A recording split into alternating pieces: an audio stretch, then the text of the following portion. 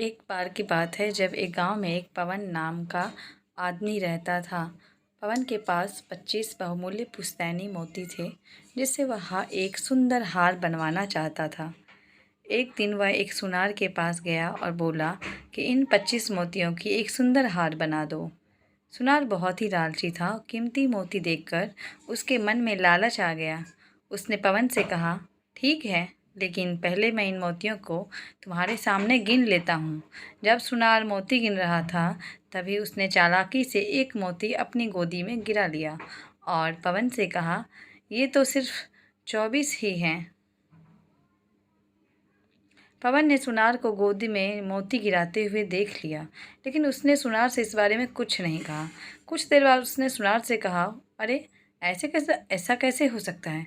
मैं तो 25 मोती लेकर आया था। लाओ, एक बार मुझे गिनने दो। पवन ने मोती गिनना शुरू किया और गिनने के दौरान मौका पाते ही चुपके से एक मोती अपनी गोद में गिरा लिया।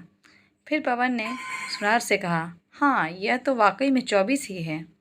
सुनार ने कहा, ठीक है, मैं इनकी सुंदर सी हार बना दूंगा, तुम कल आकर ले जाना। शाम को जब सुनार हार बनाने बैठा तो उसने मोतियों को फिर से गिना, तो मोतियाँ 24 की जगह सिर्फ 23 ही निकले। उसने मन में ही सोचा कि जब पवन ने मेरे सामने गिने थे तब तो 24 ही थे, अब मैं क्या करूं?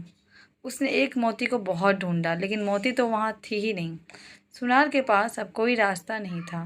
परेशान होकर उसने हार में वही मोती लगाया जो उसने चालाकी से अपनी गोद में छुपाया था, क्योंकि उस हार में कोई दूसरा मिलता जुलता मोती नहीं लगाया जा सकता था। अगले दिन जब पवन उसके पास पहुंचा तो उसने अपने पास छुपाकर रखा हुआ मोती और बाकी 23 मोती मिलाकर 24 मोतियों का हार बनाकर दे दिया।